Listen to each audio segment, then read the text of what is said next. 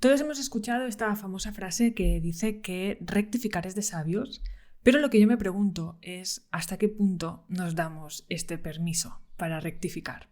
Al fin y al cabo, cuando hablamos de rectificar, de lo que estamos hablando es de adentrarnos en un proceso de humildad personal en el que reconocemos que nos hemos equivocado, que tal vez nuestro punto de vista, nuestra forma de ver las cosas, esa realidad, esa verdad a la que nos hemos aferrado como una verdad absoluta, es tal vez una distorsión y por lo tanto nos permitimos adentrarnos en la posibilidad de que estemos equivocados y abrirnos a nuevas posibilidades. Esta dinámica, que es una dinámica que apunta a una gran inteligencia emocional, se da de narices con una de las dinámicas más limitantes del ego, que está relacionada con el querer tener razón. A nuestro ego limitado, por un tema de pura supervivencia, le interesa más que sufras, pero que no muevas ficha a que te pueda suceder algo, ¿no? Es decir, prefiere que tengas razón a que te adentres en lo desconocido. Así que en el episodio de esta semana quiero hablarte de la importancia de permitirte rectificar. Y quiero hablarte de ello porque este fin de semana he estado en un retiro empresarial en el que he aprendido muchas cosas y se me han caído las estructuras, se me han caído muchas creencias, ¿no? Y muchas ideas preconcebidas que tenía sobre algunas cuestiones dentro del campo del emprendimiento. Y a pesar de que, obviamente, este episodio, este podcast, no va sobre emprendimiento, el aprendizaje es el mismo. Es esta importancia que tiene el darse el permiso para rectificar. Porque efectivamente rectificar es de sabios y cuando rectificamos permitimos que la sabiduría se adentre en nuestra vida y que se abran nuevos caminos. Y de eso va todo esto. Así que empezamos con el episodio de hoy. Estás escuchando Cómo vivir con calma mental, el podcast de mindfulness, meditación, coaching y conciencia emocional dirigido por Alba Ferreté.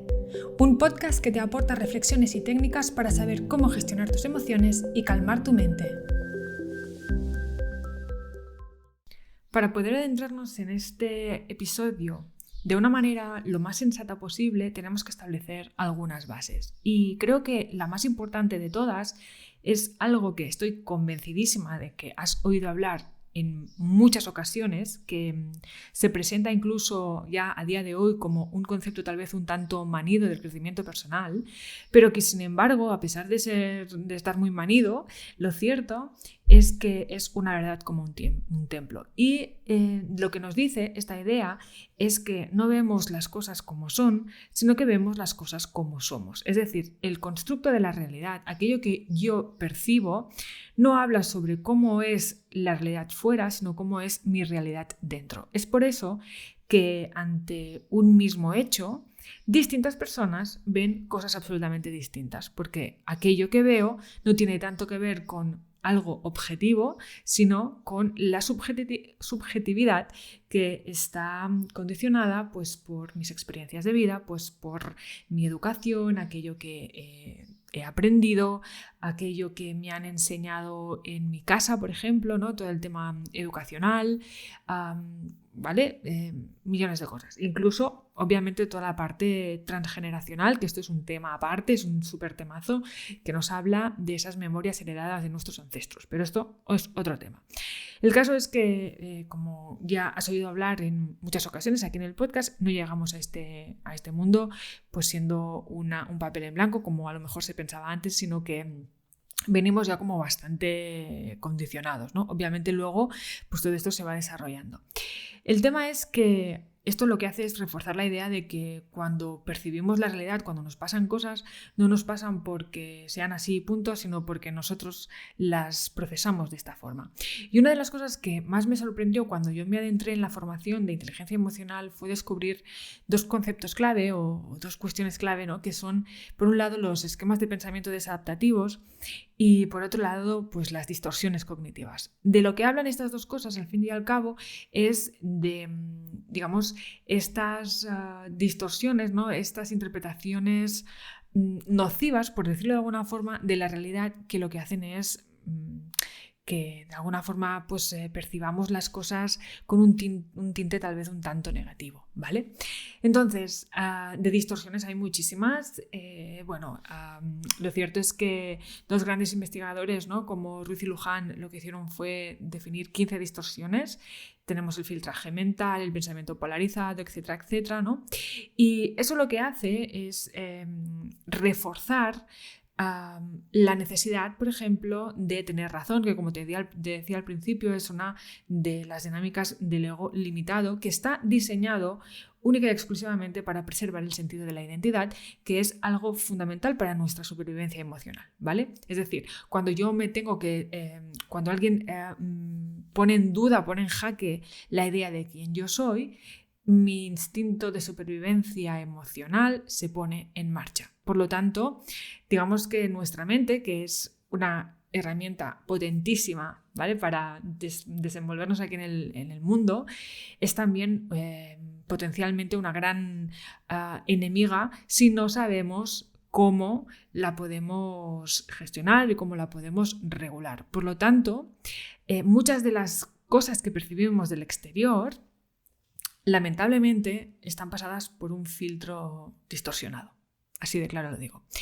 Y esto es algo que lo hacemos todos tenemos distorsiones. Lo importante es podernos dar cuenta de estas distorsiones, de estos esquemas de pensamiento desadaptativos que de alguna forma nos limitan y poder trascenderlos, poder trabajar sobre ellos, ¿no?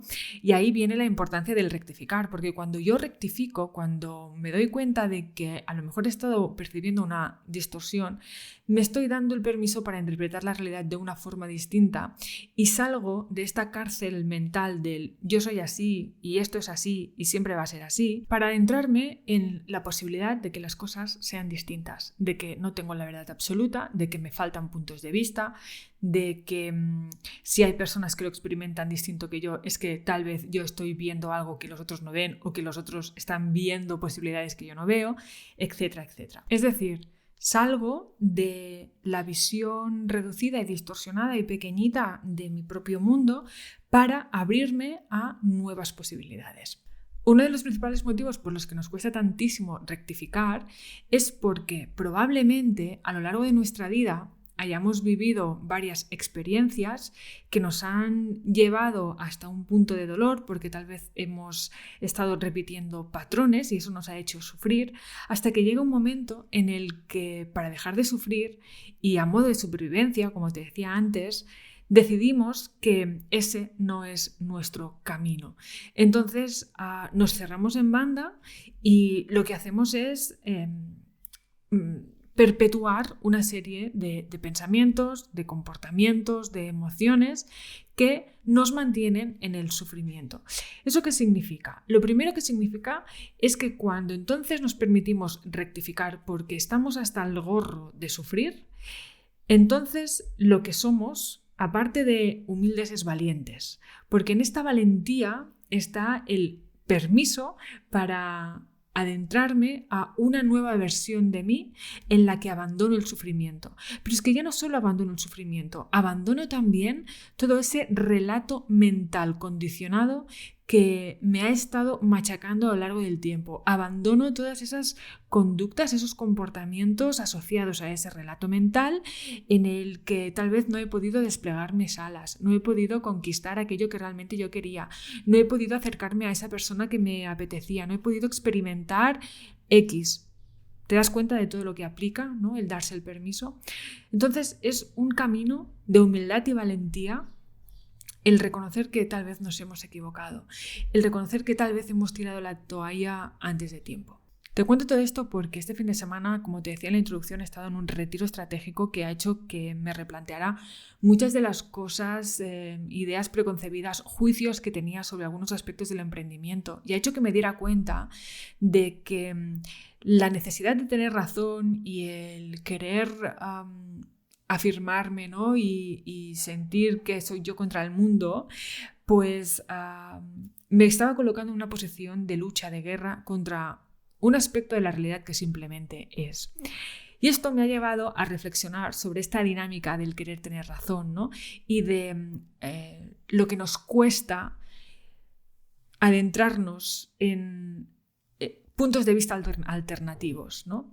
Y esto, al fin y al cabo, lo que está haciendo es que inconscientemente estemos escogiendo la guerra en vez de la paz.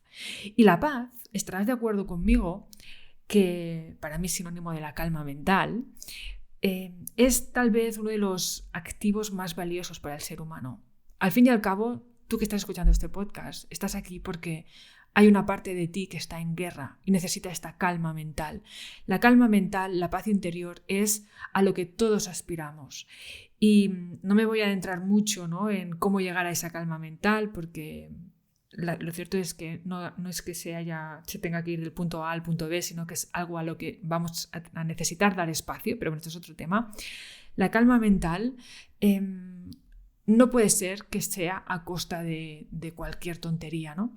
Por lo tanto, cuando nos damos el permiso de rectificar y de adentrarnos en lo desconocido, al mismo tiempo lo que estamos diciéndonos es que estamos apostando por nuestro bienestar interior, por nuestra calma mental, por nuestra paz interna.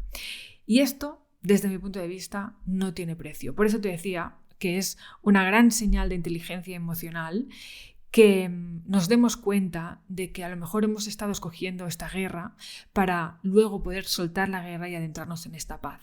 Y para poder llegar a la paz, probablemente, como siempre te digo, vamos a tener que transitar por lo incómodo. Lo incómodo es lo desconocido, ¿no?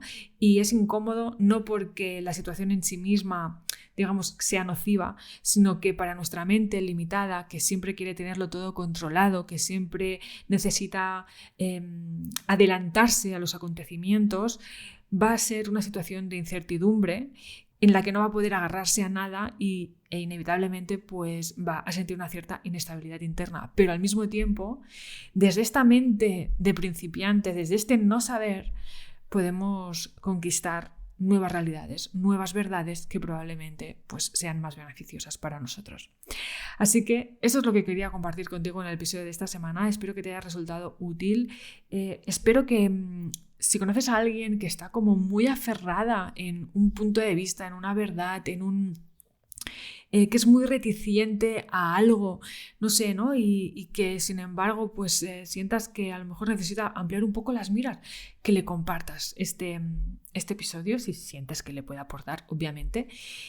Y si parte de esta lucha interna tiene que ver directamente con el hecho de que hace mucho tiempo que estás arrastrando malestar, pero has pasado por experiencias pues negativas, desagradables, que te han hecho que llegaras a la conclusión de que este es tu estado natural y así vas a quedarte y punto pelota.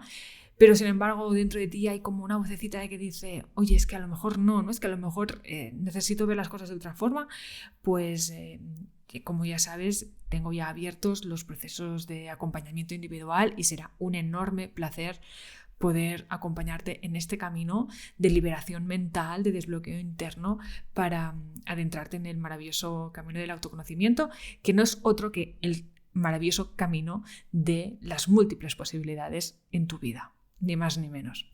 Te voy a dejar la información en la descripción de este podcast, ¿vale? Y yo, como siempre, vuelvo por aquí la próxima semana con nuevas temáticas. Espero que te haya gustado, te mando un fuertísimo abrazo y nos vemos muy prontito. Que vaya genial. Chao.